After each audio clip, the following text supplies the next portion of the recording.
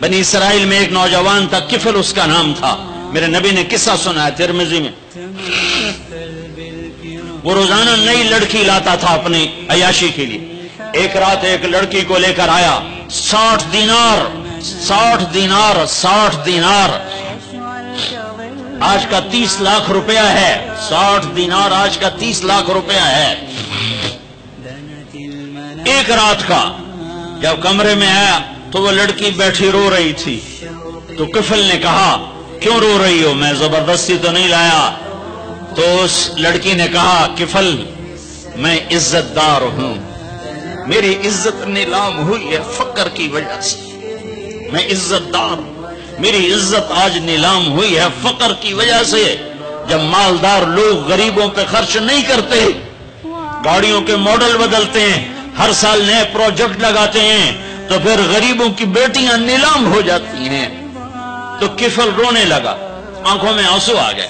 کہا بہن جس عزت کے ساتھ آئی تھی اسی عزت کے ساتھ واپس چلی جا. اور میں بڑا کتا انسان ہوں، میں تیرے آنسوؤں کے طفیل توبہ کرتا ہوں، یا میرے لیے بخشش کی دعا کر دے. اور کفل کو نہیں پتا ہونے والا کیا ہے آگے. وہ لڑکی گھر پہنچی، پیچھے کفل بیٹھا بیٹھا مر گیا.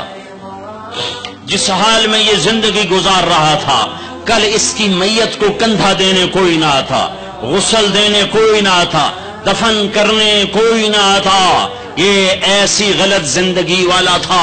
واہ اے میرے رب، دیکھ رہا ہے تو سن رہا. اور ہم تو محمد مصطفیٰ کے امتی بیٹھے، یہ تو موسیٰ علیہ السلام کا امتی ہے، اور ہم تو محمد مصطفیٰ کے امتی بیٹھے ہوئے ہیں.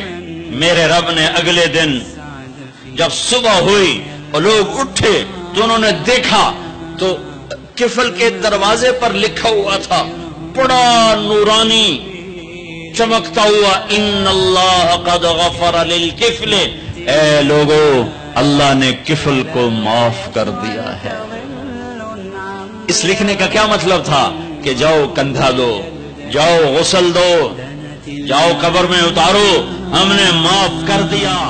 نسيم الشوق يلهو في الحنايا، وحب البذل من خير السجايا.